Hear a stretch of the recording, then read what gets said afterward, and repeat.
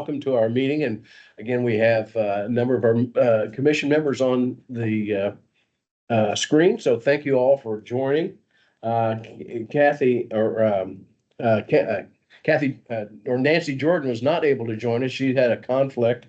However, she did share with me some of her thoughts regarding particularly the capital request we have here today. So with that, let's go ahead and get started on our agenda. And the first item is our capital request from the dental lab for Ivy Tech South Bend. So I'll let you go ahead and share some information. Thank you. Amanda Wilson from Ivy Tech Community College. Happy to be here today. Thanks for letting us join the agenda. The request before you today is for the Ivy Tech South Bend campus. It is a dental lab upgrade and expansion. The project would be repurposing just over 5,000 square feet of current bookstore space to create a larger dental hygiene lab. So we would be relocating within the same building, bringing the space closer to the front and in a more appropriate location. Currently, it is located near some of the industrial technology programs, so not necessarily ideal to be co-located. And it utilizes this space that the bookstore had previously occupied and no longer utilizes. The new state-of-the-art lab would improve both the quality of education and increase enrollment as well steadily. The program currently admits 16 through 2 cohorts, so that's based upon an accreditation, and we have 32 total. And pending CODA approval, which is the accrediting body there, we would increase to 24 per class, allowing us to essentially offer 48 spaces between the 2 cohorts. We're currently having a wait list that we have for the program right now. There are about 57 students waitlisted for the program that are qualified candidates. So it allows us to admit more students for this program. We anticipate a 3 to 6 month approval through CODA for us to be able to make that increase, and that can happen simultaneously while construction is happening. Okay. The total cost for this project is just over $2.6 million. It's $2,639, and those funds are all in hand. Okay. And they are obtained through both grants and the generosity of various donors, as well as some campus funds. Happy to take any questions. Very good. Thanks, Amanda. Questions?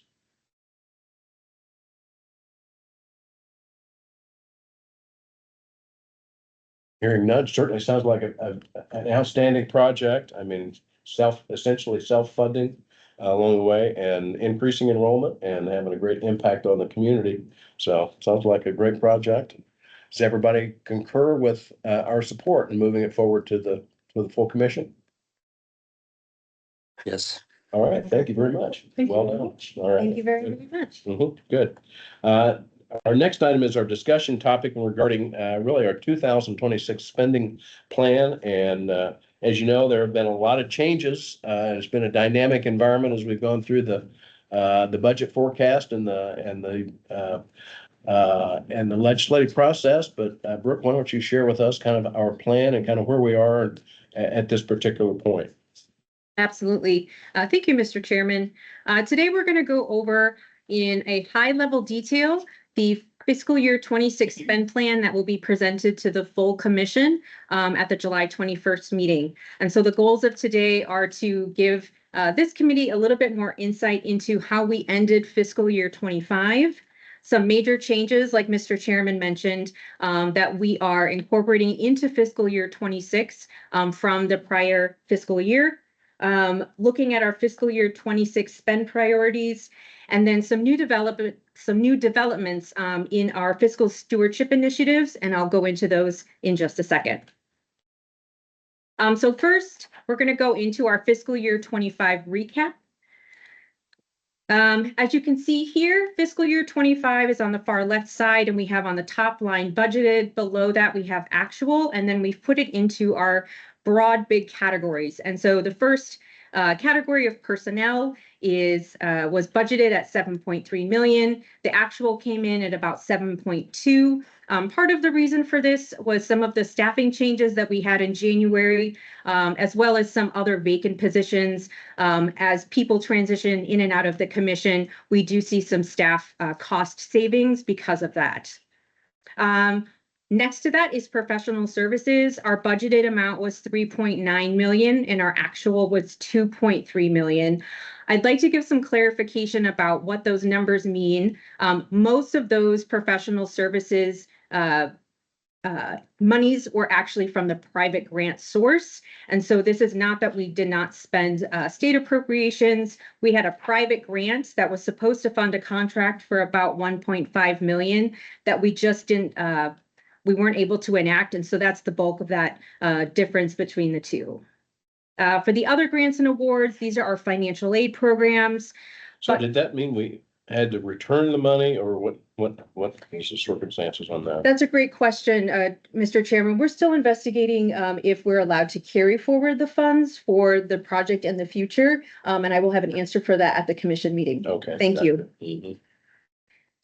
Next are our grants and awards. These are our financial aid programs budgeted at 499 million, and then actual at 461 million. Again, these include things like the 21st Century Scholar Program, Franco-Bannon Program, CVO programs, as well as some of our smaller financial aid programs.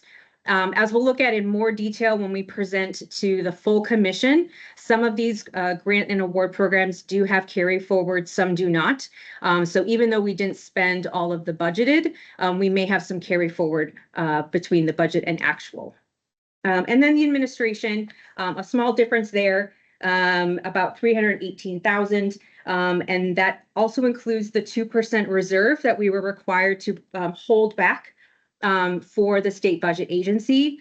The remaining 155,000 is really the result of our strong fiscal practices and cost saving measures that the agency has always practiced. Commissioner Lowry has really set the standard. We're very dedicated to being responsible and judicious with our funds. And so that is the reason for the difference in budget to actual spend.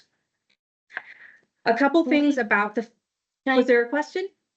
Yeah, I was curious. Can you tell us more about what the grant is that we weren't able to utilize? What What was the intended the- project? Are you talking about Molly, the grants and awards piece The professional service. or the professional Yeah. services? The professional professional services, services- the outside grant.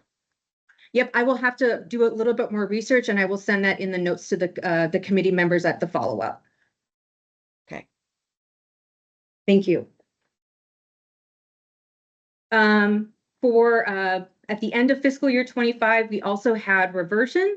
So something new, and we'll talk about this a little bit on the next slide as well, was that in HEA 1001, which was the budget bill for this year, there was a new language that's indicated that any remaining funds from the Franco-Bannon program would revert back to the state. So at the end of fiscal year 25, we did revert $78 million back to the state from the Franco-Bannon program.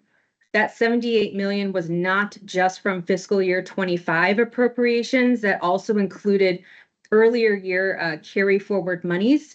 And as I'll talk about in just a little bit, this new part of the Franco-Bannon program is something that the agency staff will be working with in alignment with the vertical to make sure that we're strategizing accordingly in order to make sure that we're only carrying, or that we can carry forward some more funds from Franco-Bannon in other financial aid programs.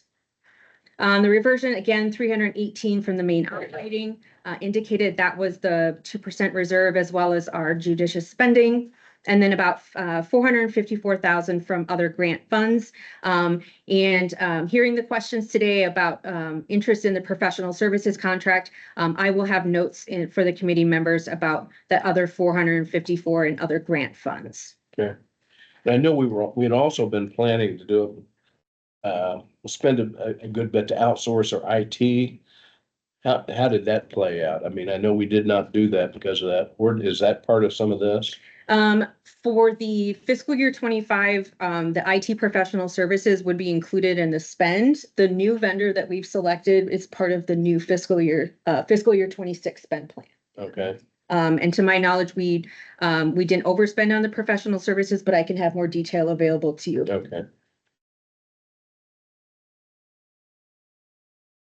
Excuse me, Brooke, Yes, yes. um, just looking at that overall, is that like a 9.2% decrease underspend? I apologize. Kathy, my mental math is not that good. But I can clarify that in the meeting notes as well, with the underspend, the total amount.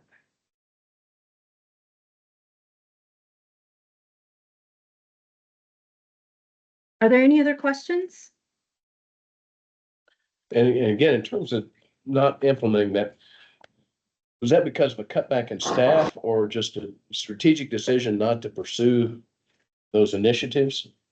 I think we would have to go sort of contract by contract in the professional services one to see where some of those decisions were made. Again, the bulk of that professional services was a private grant for like more of a private initiative. But we can get an accounting of that and provide that to the committee members. Absolutely. All right.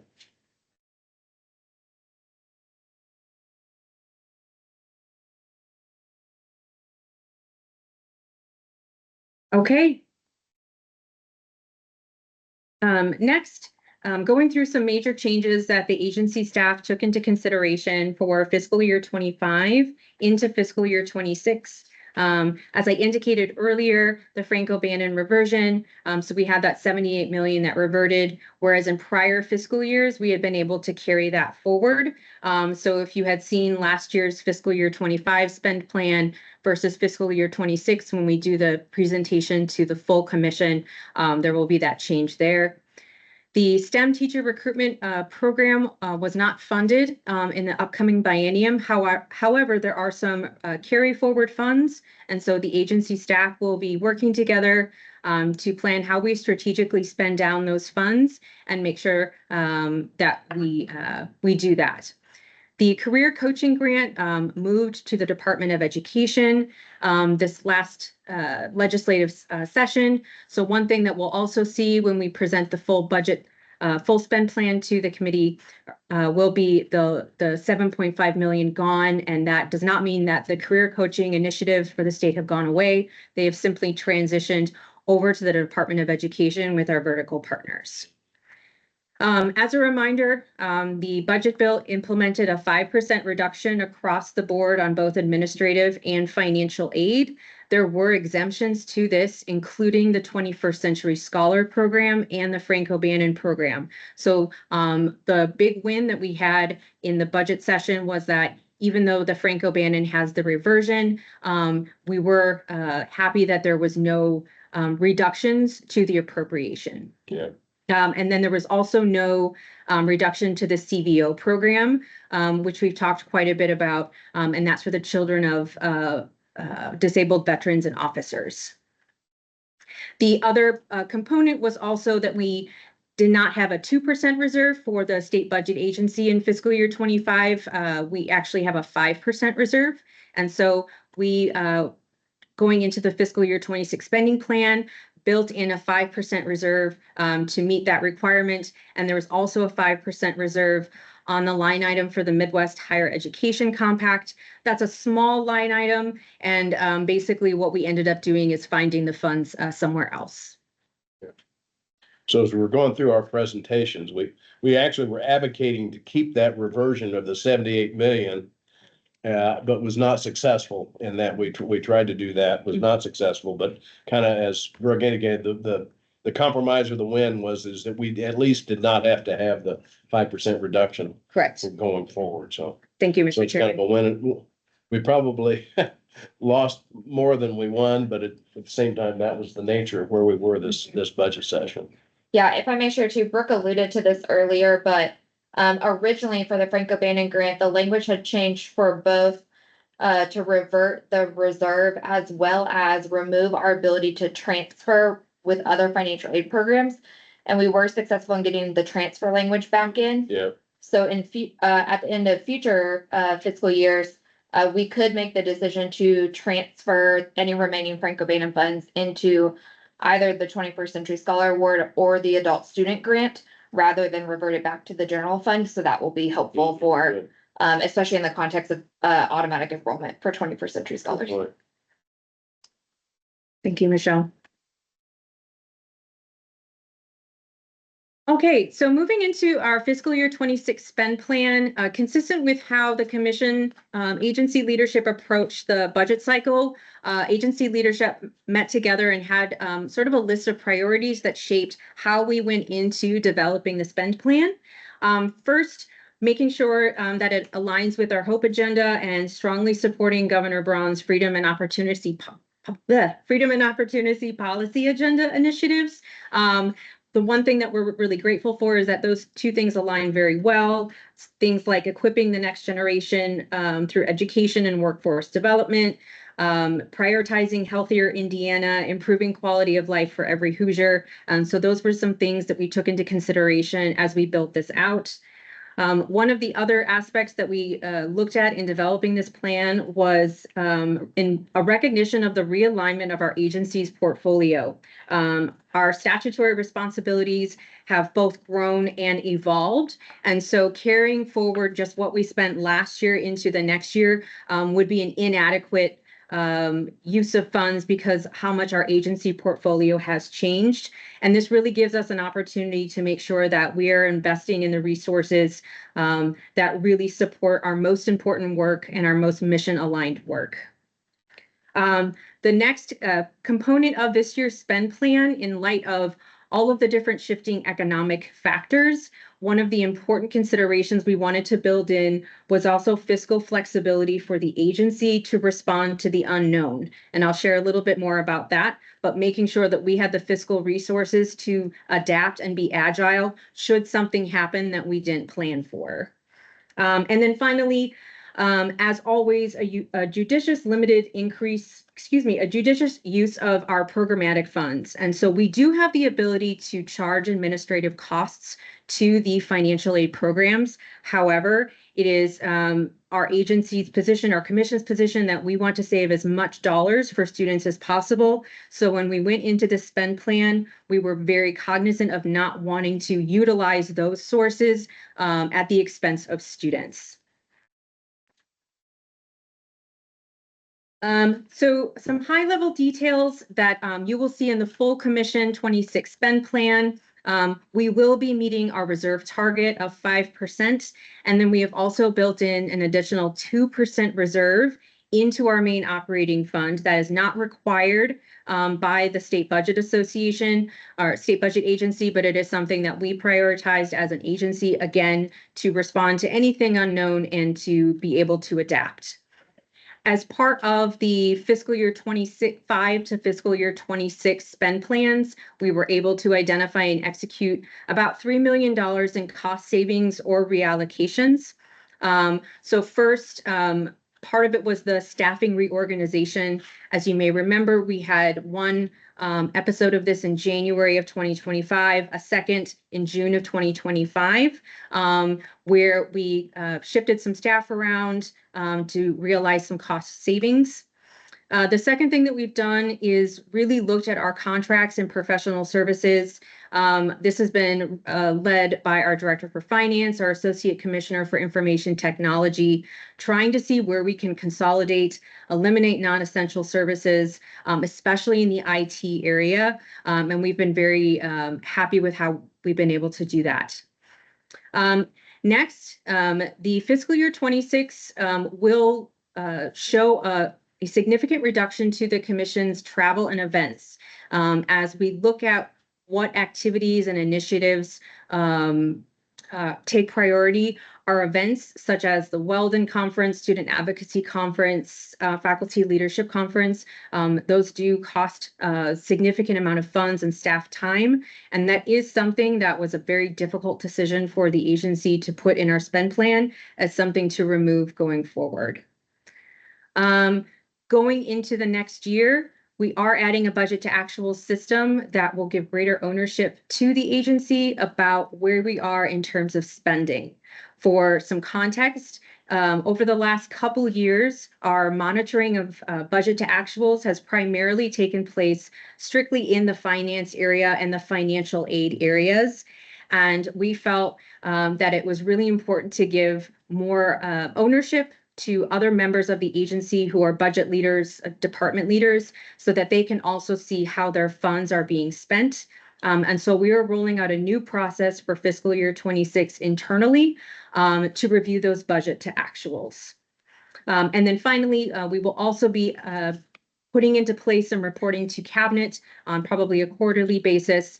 Where we'll be given really financial insights that we are needing to make decisions and make sure that we are making the best use of the funds available.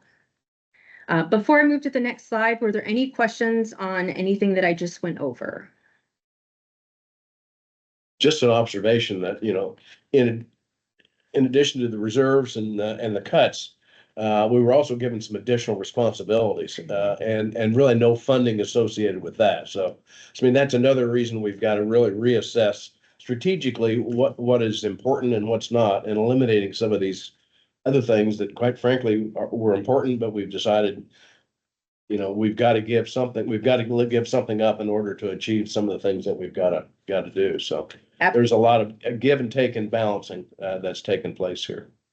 Yes, and I think when we went back and really looked at it, most of our activities were already legislatively aligned or very much aligned with our HOPE agenda. But to your point, there were some things that, in future years, maybe we can go back and fund. But at this time, in these circumstances, those priorities have kind of shifted down. Can I share one thing? Please, there? thank you. For those who are newer to the commission, you may not know this history, so I thought it might be helpful, especially if the question were to come up at the July meeting. Many of those events that Brooke mentioned started out as being philanthropy funded years ago. And then we have not been able to maintain those philanthropy funds in the last couple of years. The agency has absorbed the cost for that.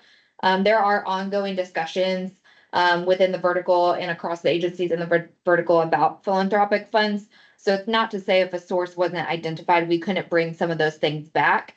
But since they were initially additional work that was philanthropy funded, we ultimately made the choice for those things to go first. So just wanted to give you that history. Yeah, good point. Thank you.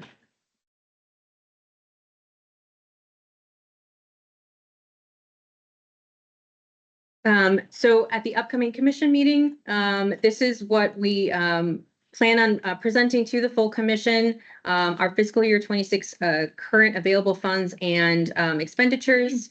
The top row is administrative funds. Our fiscal year 26 appropriation is about 7.5 million, and we had a carry forward of 2.8 million. Very small amount of receivables, mostly through our BPE.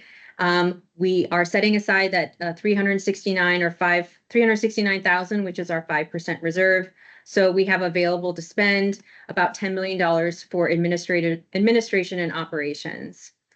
Our student financial aid programs were appropriated about $417 million, a carry forward of $113 million. Small amount of receivables. So our total amount portfolio in terms of student aid programs that we will be administering from the state perspective is about $530 million. For private and federal grants, we did not have any state appropriated private grants.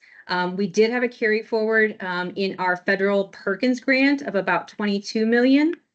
And then we will have about $32 million that will also come in from new funding for a total of $53 million. And those federal Perkins grants funds are used for the administration of, again, the career and technical programs. We spend most of that money in sub-award grants where we take applications, and then also schools apply to use those funds for teaching, for equipment, for programming. And so we're sort of the holder of the program funding, and then we distribute it across the state. Are there any questions on that? Great. Do you recall that 10 million? How does that compare to prior year? I have that almost in front of me. Okay. The question from Mr. Chairman was how much, or how does the 10 million compare to the prior year? I think last year we had, oh, it's in a different format, 7. It is somewhat of a reduction, but I'm gonna have to do the math and Yeah, give you it's that probably spending. somewhere in the plan. 13 million range, I think, Okay. yes, yeah. A couple other things I might point out here, just for people who don't know the history. We sometimes get questions when you see a carry forward that large in financial aid, of why we're not spending those funds just generally. And then 2, knowing that there's been some discussions in this past year about very specific financial aid programs where we don't have enough funding, particularly for CBO and the reductions for Frank-O'Bannon. In code, many of our financial aid programs have a clause that say they can only be used for that specific program. So they do not allow the same transfer opportunity that we have between 21st Century Scholars, Frank-O'Bannon, and the Adult Student Grant. And so they continue to be reserved for those specific programs. So just wanted to point that out. And then CTE operates 2 fiscal years at the same time, and they do not align with our fiscal years, which is why you always see pretty high carry forward pertaining to CTE. Okay, Thank you, Michelle. Yes, and I meant to mention for the student financial aid programs, they operate very much like restricted funds. And so unfortunately, we can't just Mhm. take that amount and move it anywhere we want. For our fiscal year 26 spending plan, we did adopt a budget to actuals methodology. And I alluded to this earlier, which basically means that we don't start with fiscal year 25 and say, okay, we're going to spend this for sure. We really did go every department by department, line by line, and say, what do we absolutely need to spend? And we really built it from the ground up. And that was really a testament to the talents of our new director for finance. Cody has been here since March and has really taken an amazing leadership role in this and really helped us in a very difficult session put together what we think is a really responsible and impactful spend plan that will really be great for students. Our administrative budgets are designed to use actual spending data. So what we will be implementing this year is monthly looks at actual spending data.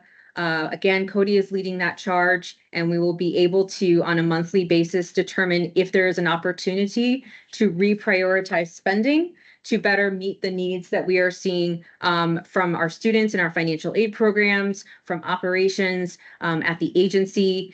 And this is something that we've been working on for the last couple years, and it's only been within the last few months that we've been able to actualize. And so we'll be looking forward to sharing updates with this committee and the full commission on what we are seeing in those meetings. Again, because we are able to do this, this is really looking through the lens of our budget as a strategic investment tool. So we really aren't looking at our budget as limitations on spending. Rather, we're really trying to envision how our spend plan is a reflection of the agency's and the commission's priorities.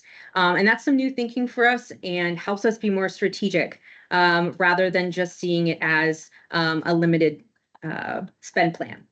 And then, of course, looking at risk and opportunity analysis. One of the things that we do look at, as Michelle said, is not only are we going to overspend, which of course would be something we would catch well in advance, but some of our financial aid programs we have underspent, which is why we have carry forward. And this year, what we're hoping to be able to do, if we have more timely access to data, is see if we're able to look at that in a more real-time manner. These attributes look pretty corporate, don't you all agree? I think our committee would, Yes, can readily accept these and understand them. from their Wonderful. Own experiences. wonderful. So yeah, in conclusion, the commission really prides itself on being a leader in the state for fiscal responsibility. I think, as we've shown in the slides, for fiscal year 25 in our spending, and as we'll kind of share more detailed at the full commission meeting, we really are trying to steward the state dollars in the most effective, efficient way, and also be very transparent about where the funds are going and as they are a reflection of the priorities of the commission. Steps have already been taken to stay within our appropriation based on the fiscal 26 spending plan that we will present. We will not, it will not include any action to request our reserve from SBA. We have made this spend plan to not use any part of the 5% that is being reserved from SBA.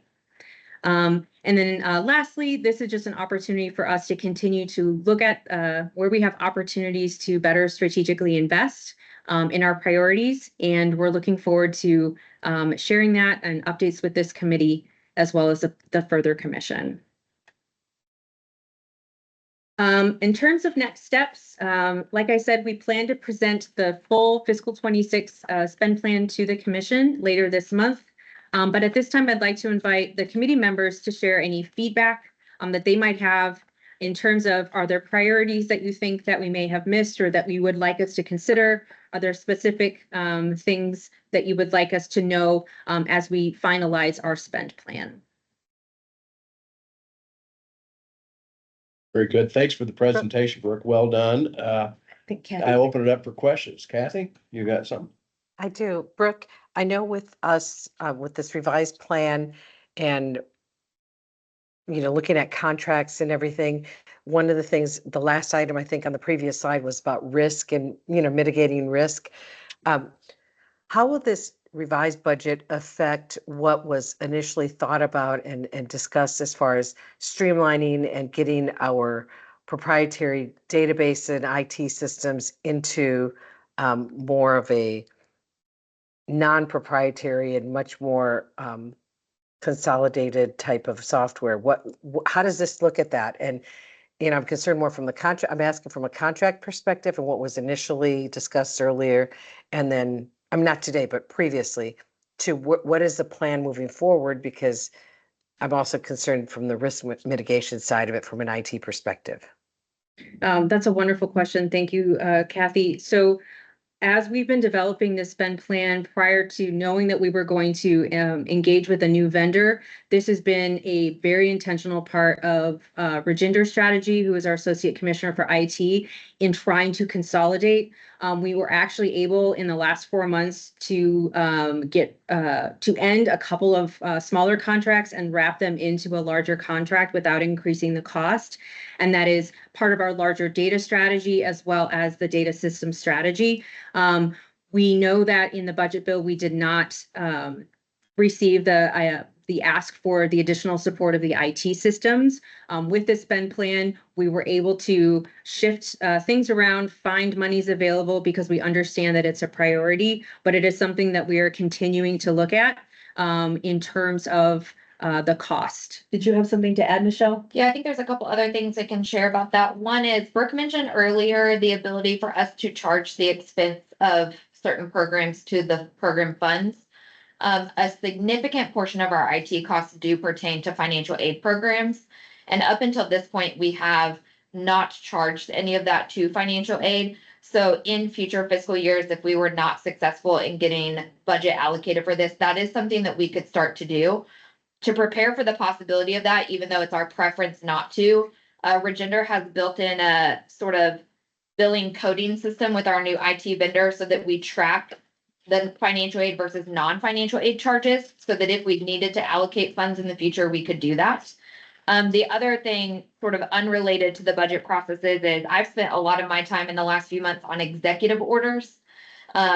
One of which is about government efficiency, and a large part of the conversation pertaining to that executive order is IT efficiency across the state and within our verticals. Mm-hmm. So Brooke, Rajinder, and I are regularly in contact with John Keller, who's our Chief Technology Officer for the vertical, about not only how we can sort of consolidate within our agency, but also across the Office of Education as well. And so there's a couple particular projects that we're talking about with that, where we may be able to offload some of our IT work into work with the Department of Education to support the vertical as a whole.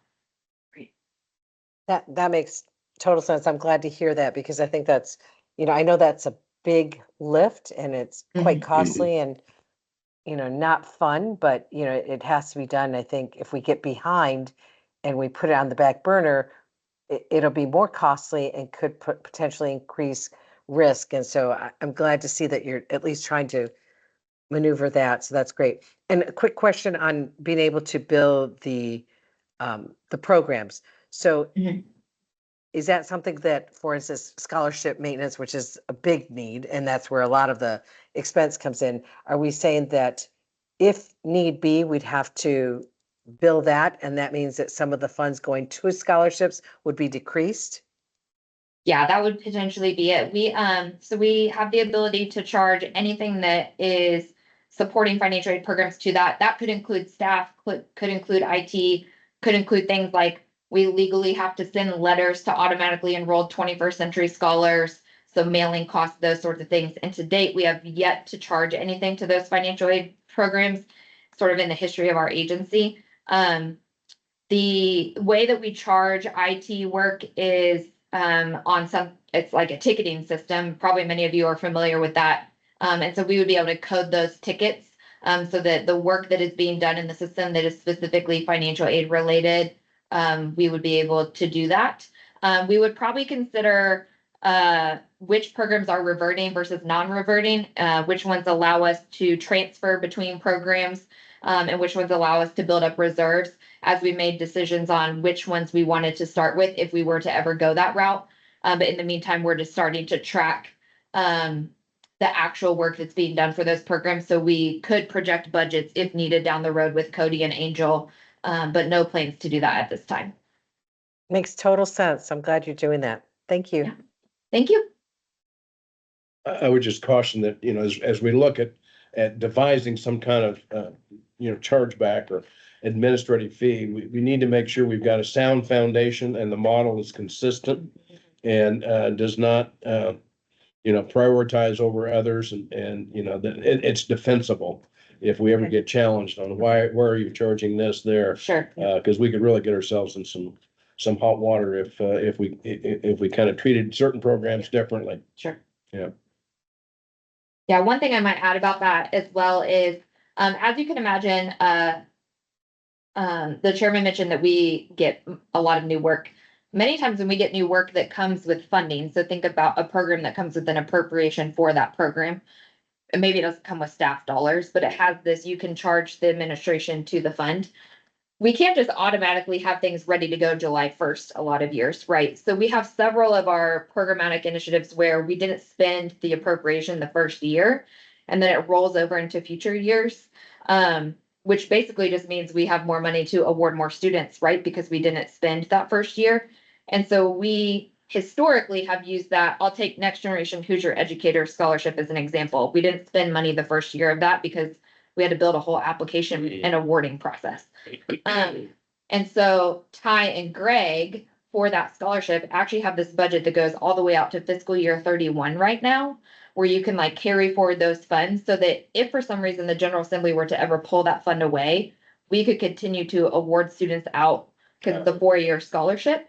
So we have a conservative way of doing that, but it also means we do have a few years of wiggle room that if we needed to charge some expenses to the fund, we have that kind of whole first year's appropriation worth to do it. So there's a couple other things that we could consider for those where it's like you didn't immediately start the program that first fiscal year.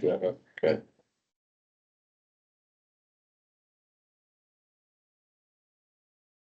Any other questions?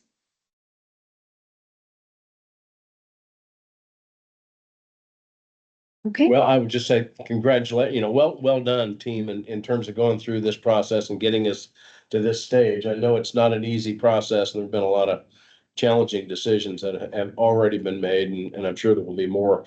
I appreciate the agility that's reflected in the process that you put in place, and ensures that we're going to be really staying above the targets and the reserve thresholds that we have to, yet pursuing the strategic priorities that we have also that we've laid out. So I think you've done a great job in that. So Thank you. thank you. Thank you. We look forward to getting more details at our October meeting and seeing how it all plays out. Any other questions, comments? All right, very good. Well, again, thank you all very much for joining, and we look forward to seeing you at our commission meeting. Thank you. We're adjourned. Thank you guys for coming.